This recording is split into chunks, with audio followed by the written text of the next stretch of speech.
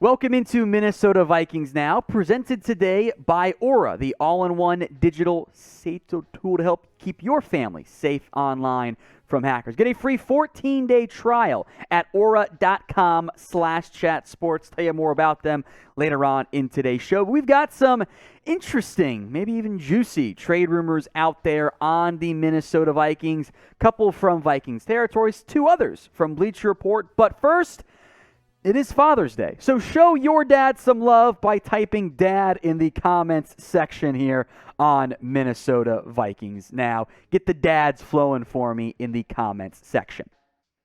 We've got a trade rumor to talk about from Bleacher Report. It's a trade idea, but, it's June, so we'll have some fun. They have pitched this trade idea, which I find almost insane. The Vikings get a second-round pick in exchange for linebacker Eric Kendricks. Before I break this down in depth, the pros and cons, would you do this trade? Would you ship off Kendricks in exchange for a second-rounder? Type in Y for yes, or you can type in N for no. I actually would do this, and I think that's too much to give up for Kendricks. Make no mistake, he is an awesome football player, but a second-round pick is a lot for a 30-year-old off-ball linebacker. I mean, look at what Von Miller went for, right? Bleacher Report pitched that trade. The Vikings saved $9.48 million on this year's salary cap with a trade. The Broncos owe him about 2 years, $18.77 million in total. There's some rounding involved there, of course.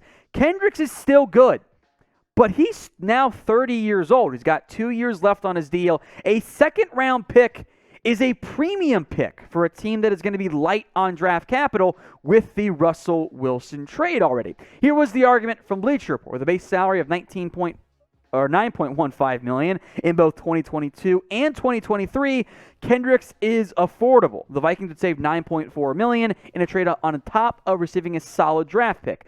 Losing his leadership and stability are part of the tough long-term decisions the Vikings' new regime would need to weigh. I like Kendricks quite a bit as a football player. Jordan Hicks, by the way, also very good at playing football. You drafted Brian Asamoah. You have relatively early draft picks in there in Troy Dye and Chaz Surratt. So that makes it doable from the Vikings' perspective to move on from Eric Kendricks and try to trade him. He is still very productive, as we should all know by now. Offers great pass breakups, blitzed a bit more frequently last year with good success. Good tackle for loss numbers as well. He had 8 there. I love Kendricks. He's a great football player.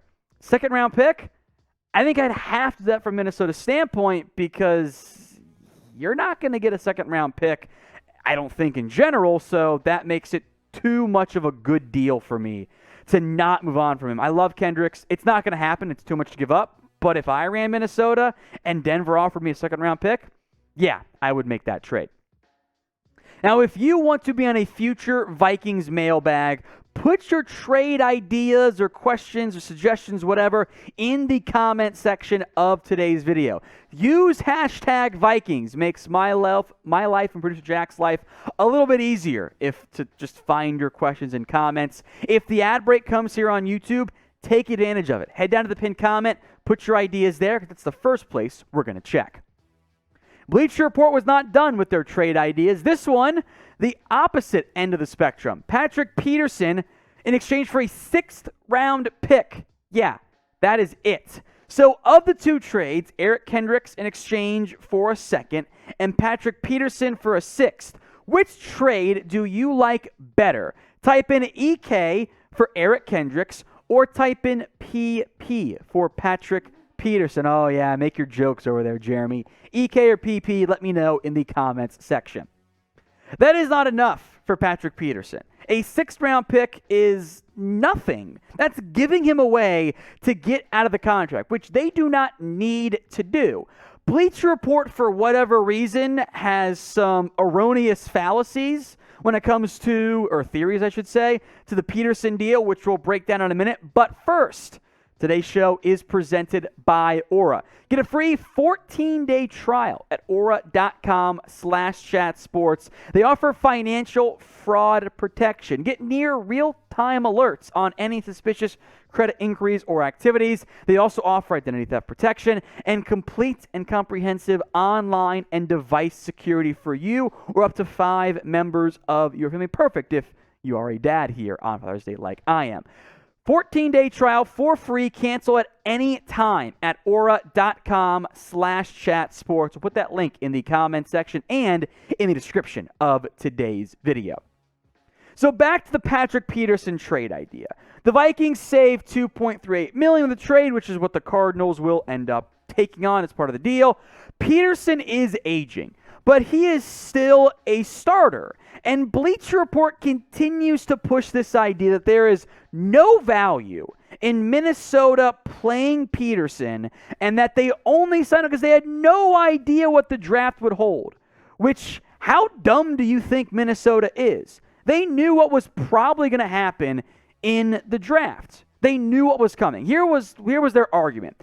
Instead of acquiring new talent, Minnesota would be best served by opening an opportunity for one of their best young players to emerge. By adding Andrew Booth in the second round, the Vikings rendered Peterson expendable. Meanwhile, Cam Dantzler is an up-and-coming young talent coming off his best year yet, and Peterson turns 32 in July. Playing Peterson in his declining years brings almost little value, outside of like trying to win football games, which is what Minnesota's doing. They're not in a full-fledged rebuilding mode. Now, look, in the event that, a Caleb Evans and Andrew Booth and Cam Dantzler all wow and look awesome at training camp in the preseason, maybe we can revisit that. But I still think Peterson is the best corner on this Vikings team. So just giving him away for nothing doesn't really make a lot of sense as far as I'm concerned. This is like the second or third time Bleacher Report went, well, they didn't know what they were going to have in the draft, so they had to re-sign Peterson, and now they can trade him. They knew they were going to take a corner early. We all knew and mocked heavily Minnesota going corner round 1 or round 2 after they added Patrick Peterson. So that is erroneous on all counts. And a 6th-round pick is not enough for me to dump Patrick Peterson unless we get to the trade deadline and the Vikings are terrible. Then we could revisit. Now, if you want more Vikings coverage, you've come to the right spot. Hit that big red button and subscribe today at youtube.com/Vikings today. Free Vikings videos right here. Now, Vikings territory also went through this kind of the trade ideas, mostly agreeing with me, and they also mentioned 2 of their own, receiver Jalen Reagor and Laviska Shenault, in theory for some late day 3 draft capital. So of these 2, who do you believe is the better trade target? Type in JR for Jalen Reagor, who producer Jeremy wants off his Eagles, or LS for Laviska Shenault. We'll break down both. I want to hear from you guys first in the comments section.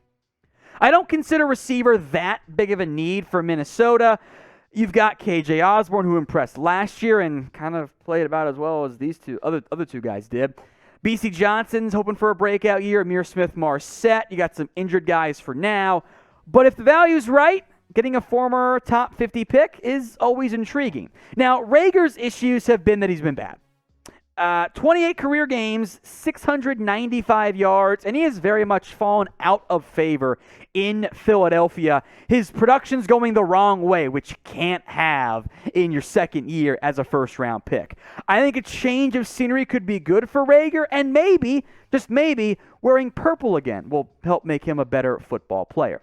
Laviska Shenault, I think, is overhyped by general media.